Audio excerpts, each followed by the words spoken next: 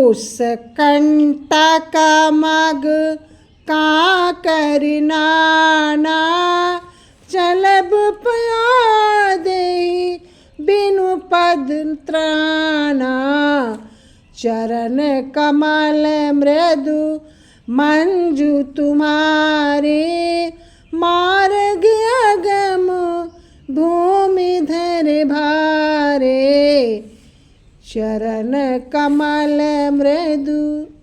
ये उस समय का वर्णन है जब सीता जी जिद कर रही हैं अपने प्रीतम राम के साथ वन में जाने के लिए।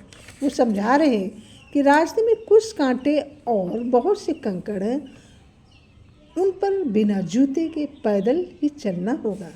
तुम्हारे चरण कमल कोमल और सुंदर हैं और रास्ते में बड़े बड़े दुर्गम पर्वत हैं।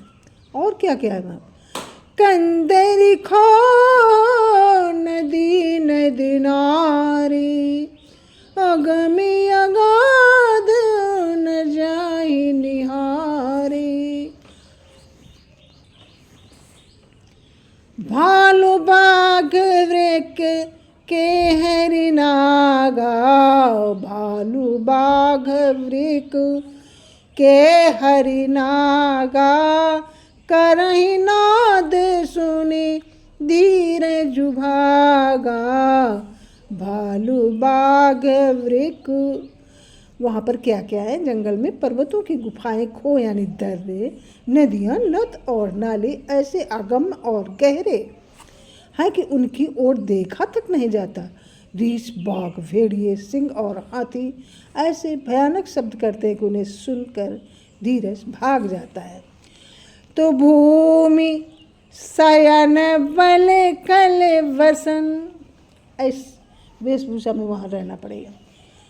भूमि शयन बल कल बसन असन कंद फल मूल ते कि सदा सब दिन मिलहि सबुई समय अनुकूल।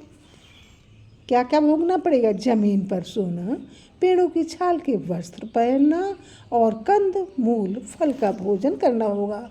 और वो भी क्या सदा सब दिन मिलेंगे? सब कुछ अपने अपने समय के अनुकूल ही मिल सकेगा।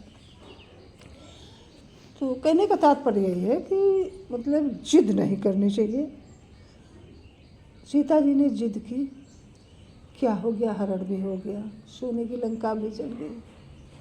और जब मारीच दुनिया जानती है, भगवान होके भी नहीं समझ पाए कि ये मायावी हिरण है।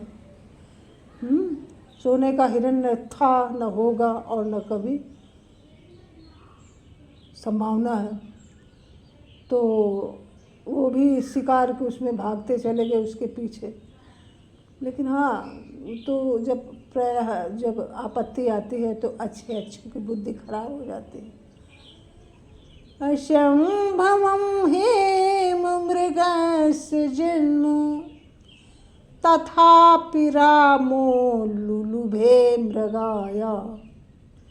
सोने का हिरण असंभव न था, न है, होगा। फिर भी शिकार के चक्कर में, लालच में चले गए और अनेक कष्टों का उन्हें सामना करना पड़ा। क्या से क्या हो गया। इसलिए रामायण की एक एक चौपाई, हमारे में फ़ोन साला ख़राब हो गया है इसलिए सब मामला गड़बड़ है, तो हम पूरा प्रसंग ही सुनाते, बहुत अच्छा लगता है। 1-2 मिनट से ज़्यादा नहीं पढ़ पाते हैं, कोशिश करेंगे।